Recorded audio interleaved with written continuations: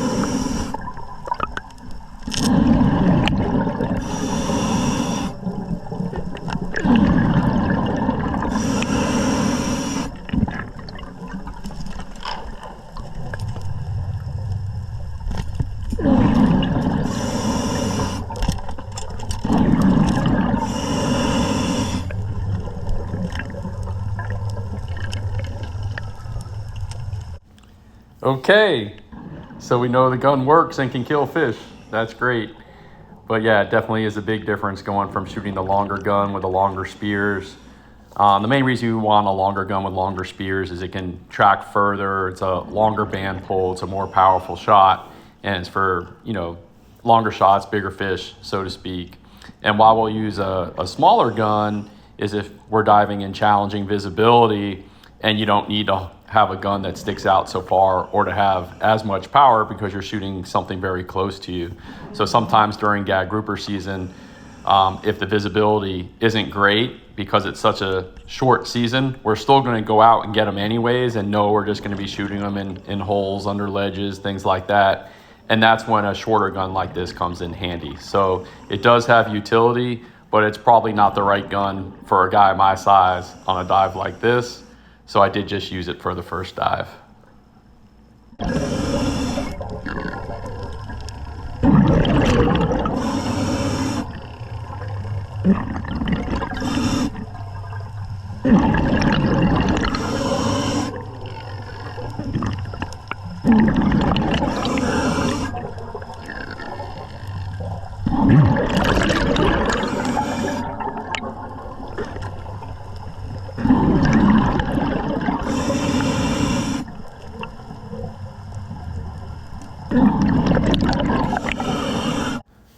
There wasn't too much more going on this dive other than it being a beautiful dive with wonderful visibility, great structure. I was hoping to go down and get a personal best hogfish with this little gun that I won in the tournament 2 weeks ago, but that didn't end up happening.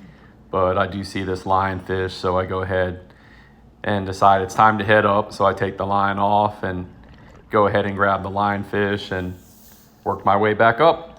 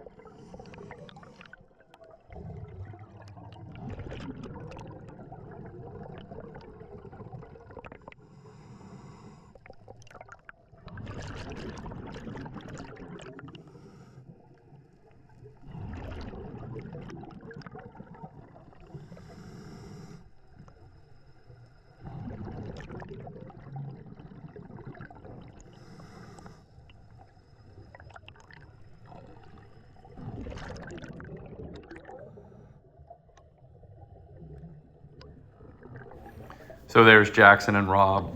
Slow dive for them, but great dive, great father and son dive, and we're happy to have Jackson out there doing a full day of diving with us.